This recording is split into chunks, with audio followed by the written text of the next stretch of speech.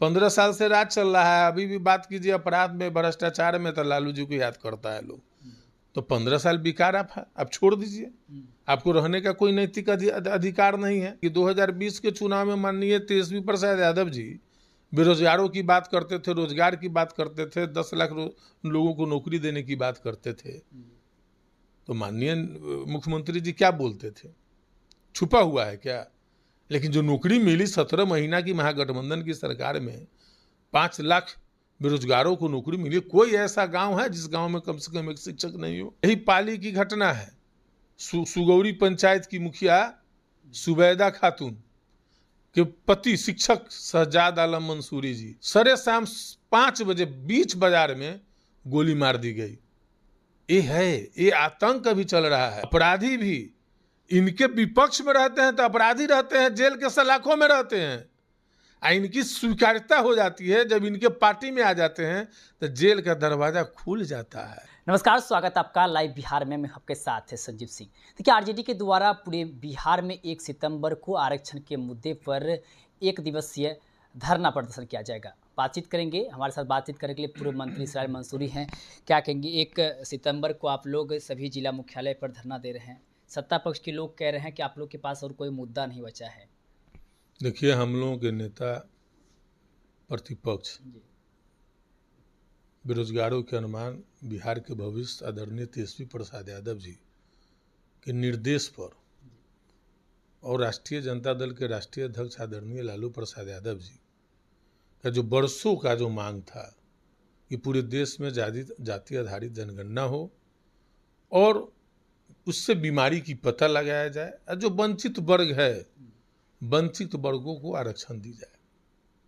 आपने देखा होगा कि किस तरीके से सदन में पुरजोर तरीके से हम लोगों के नेता आदरणीय तेजस्वी प्रसाद यादव जी ने पुरजोर तरीके से जाति आधारित जनगणना की वकालत की थी और सभी दल के लोग बिहार के माननीय प्रधानमंत्री जी से मिले। प्रधानमंत्री जी ने मांगों को अस्वीकार कर दिया। जब महागठबंधन की सरकार बनी तो बिहार में जाति आधारित जनगणना हुई और जब जनगणना हुई तो यह पता लगा कि बहुत बड़ा हिस्सा समाज का तो कहीं ना कहीं वंचित है, उपेक्षित है, जो मुख्य धारा से नहीं जुड़ पाए हैं। तो उनको मुख्य धारा में लाने के लिए आरक्षण की दायरा को बढ़ाने का काम किया गया। और चाहे अनुसूचित जाति हो, अनुसूचित जनजाति हो, अत्यंत पिछड़ा वर्ग हो, तमाम लोग और जो स्वर्ण समाज के जो गरीब लोग हैं उनके लिए भी जो था उसको छोड़ रखते हुए 50 से 65% आरक्षण की दायरा बढ़ाई गई ताकि सभी का उसमें अवसर मिले, मुख्य धारा से लोग जुड़े।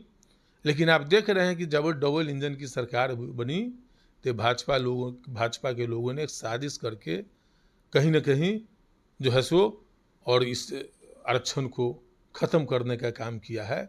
इसी के परिप्रेक्ष्य में हम लोग जो है आगामी 1 तारीख को राष्ट्रीय जनता दल का संपूर्ण सिपाही पूरे राज्य में धरना और प्रदर्शन के माध्यम से सरकार को चुनौती देने का काम करेंगे। आपने जाति आधारित गणना की भी बात की, लेकिन जेडीयू के नेता कह रहे हैं, मंत्री कह रहे हैं कि जाति आधारित गणना जो हुई मुख्यमंत्री नीतीश कुमार के पहल पे ये हुई है और चिराग पासवान लगातार ये बयान दे रहे हैं कि हम लोग ने तो जाति आधारित गणना बिहार में करवा ली है, लेकिन विपक्ष का जहाँ जहाँ सरकार है दूसरे राज्य में, वहाँ पर ये लोग इस पहल की शुरुआत क्यों नहीं करते हैं? अभी केंद्र में उस सरकार में कैबिनेट मंत्री बने हुए हैं तो खाली मलाई खाने के लिए बने हुए हैं। वो तो केंद्र में उनकी सरकार है, पूरे देश में उनकी सरकार है। तो पहले जिस कैबिनेट में है पहले वहाँ न मजबूती से उनको बात रखना चाहिए कि पूरे देश में जो है सो आप दूसरे की बात करते हैं। यहाँ तो है 15 साल से राज चल रहा है। अभी भी बात कीजिए अपराध में, भ्रष्टाचार में, तो लालू जी को याद करता है लोग। तो 15 साल बेकार आप छोड़ दीजिए। आपको रहने का कोई नैतिक अधिकार नहीं है। और आप रह गए कि आपने बोले कि जेडीयू के लोग के द्वारा कहा जा रहा है कि हम लोगों ने करवाया।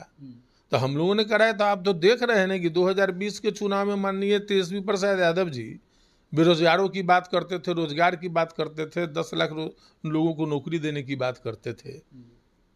तो माननीय मुख्यमंत्री जी क्या बोलते थे? छुपा हुआ है क्या? लेकिन जो नौकरी मिली 17 महीना की महागठबंधन की सरकार में, 5 लाख बेरोजगारों को नौकरी मिली। कोई ऐसा गांव है जिस गांव में कम से कम एक शिक्षक नहीं हो? और जब नौकरी मिली और 3.5 लाख नौकरी और प्रोसेस में करके आए तो कैसे हो गया? करने की इच्छा, दृढ़ शक्ति होनी चाहिए, समझे? ये तेजस्वी यादव ही कर सकते हैं। उनके आज गठबंधन की सरकार नहीं है, कौन विभाग में कितने नौकरी हो गए? तो बिहार की जनता समझ रही है कि बिहार के बेरोजगारों को नौकरी कौन दे सकता है, अपराध पर नियंत्रण कौन कर सकता है, भ्रष्टाचार पर नियंत्रण कौन सकता है, ये जो अफसरशाही को कौन खत्म कर सकता है। बिहार की जनता समझ चुकी है और आने वाले 25 में बिहार के सभी वर्गों के लोग, A to Z के लोग मिल करके तेजस्वी प्रसाद यादव जी को मुख्यमंत्री बनाने का काम। अपराध की भी आपने बात की है। कल ही की घटना है, सुदय यादव हैं आप जो के विधायक हैं, और उनकी जो पत्नी है मॉर्निंग वॉक करने अटल पथ निकली थी, चेन उनका खींच लिया गया था। ये कल की घटना है। कैसे? देखिए, कल की घटना सरे सुबह में एक विधायक की पत्नी असुरक्षित है और उनका हम सुन रहे थे बयान कि चंद दूरी पर पुलिस की गाड़ी लगी हुई है। सोच लीजिए कि क्या भय है। पुलिस पस्त है, अपराधी मस्त है। और हम कल एम्स में गए थे, यही पाली की घटना है। सुगौरी पंचायत की मुखिया सुबैदा खातून के पति शिक्षक शहजाद आलम मंसूरी जी एक बहुत ही शरीफ फैमिली के लोग हैं, जनप्रतिनिधि है। सरे शाम 5 बजे बीच बाजार में गोली मार दी गई। ये आतंक अभी चल रहा है। पहले सुनसान इलाकों में घटनाएं होती थी, अब सरेआम बीच बाजार में एक जनप्रतिनिधि, एक मुखिया के पति सुरक्षित नहीं है, एक विधायक की पत्नी सुरक्षित नहीं है। आप समझ सकते हैं कि अपराध कहां पर चला गया है। एक आखिरी सवाल रहेगा, लगातार बिहार में एनडीए के जब पहले मंत्री 3 मंत्री को जो है वाई और जेड श्रेणी की सुरक्षा दी गई, इसके बाद दिलीप जायसवाल को वाई प्लस श्रेणी की सुरक्षा दी गई। तेजस्वी यादव का बयान आया था कि तमाम जो मंत्री हैं जिनको सुरक्षा मिली है चुनिंदे मंत्री हैं जो खुद नीतीश कुमार के करीबी हैं, इन लोगों को सुरक्षा दी जा रही है। अल्पसंख्यक समाज से जो मंत्री आते हैं, खास करके जमा खां का जिक्र उन्होंने किया, रत्ने सदा जो दलित समाज से आते हैं, इन लोगों को ज़रूरत है लेकिन इन लोगों को सुरक्षा नहीं दी जाती है। कैसे देखते हैं उनके बयान को? देखिए, ये तो बात सही ही है। हम लोग के नेता आदरणीय तेजस्वी प्रसाद यादव जी ने बात रखा है, वह बात में सच्चाई है। किसको मिल रहा है हम उस पर नहीं जाना चाहते हैं, लेकिन आपका मानक जो है, जो आप कौन मानक से देते हैं, जो ज़्यादा ध्रुवीकरण की बात बोलते हैं, कट्टरवादी बात बोलते हैं, जो भाजपा के चहेते होते हैं, उनको जो है से केंद्र में आपकी सरकार है, आप उनको जेड सिक्योरिटी दे देते हैं। लेकिन अन्य लोग भी जो हैं उन पर भी तो आपको देना चाहिए।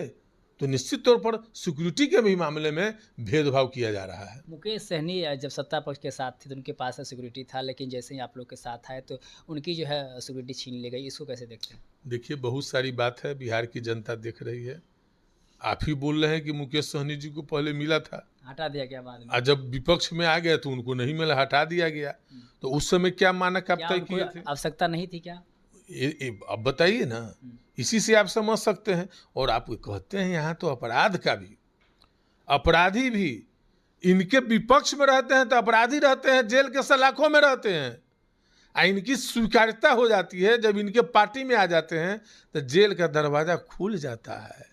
आप देख रहे हैं ना, कई बातें हैं, हम बोलना नहीं चाहते हैं, उनको क्लीन चिट मिल जाती है, बरी किए जाते हैं। कई बाहुबलियों की बरी की गई है इस राज्य में, और सरकार बचाने, नीतीश जी की सरकार जो लोग बचाए हैं, जिनकी सहभागिता रही है, वो तमाम लोग बरी किए गए हैं। तो ये डबल इंजन की सरकार, सुशासन की सरकार कहती है ना हम किसी को फंसाते हैं ना किसी को बचाते हैं, लेकिन इनके साथ जो आते हैं वो अपराधी भी शिष्टाचारी हो जाते हैं। यही तो चल रहा है बिहार में। अनंत सिंह कह रहे हैं जब तक जिंदा रहेंगे मुख्यमंत्री नीतीश कुमार तब तक मुख्यमंत्री रहेंगे, और तेजस्वी यादव को लेकर बोलना कैसे ही ये बोलते रहते हैं, बोलते रह जाएंगे। अरे तो अनंत सिंह क्यों नहीं बोलेंगे? अनंत सिंह जो शिष्टाचारी हो गए, सर्टिफिकेट मिलेगा उनको शिष्टाचारी होने का। अपराधी से शिष्टाचारी हो गए हैं, इतना बड़ा सर्टिफिकेट सरकार दे दी है उनको, तो कैसे नहीं बोलेंगे? लेकिन चंद महीनों पहले, साल भी नहीं लगा है, वही व्यक्ति इनके नज़र में अपराधी था, सरकार के नज़र में। तो बिहार की जनता सब देख रही है, आने वाले समय में बिहार की जनता माकूल जवाब देने का काम करेगी। बहुत बहुत धन्यवाद। तो हमारे साथ बातचीत कर रहे थे पूर्व मंत्री सैयद मंसूर, जिन्होंने साफ तौर पे कहा कि बिहार की जनता जो है वो देख रही है और आने वाले वक्त में सबका जवाब देगी। साथ ही साथ और कई मुद्दे को लेकर के हमने बातचीत की। क्या कुछ कह रहे थे आप भी सुन रहे थे। आप भी अपनी राय प्रतिक्रिया कमेंट बॉक्स के माध्यम से दे सकते हैं। आप देख रहे थे लाइव बिहार। बहुत बहुत धन्यवाद।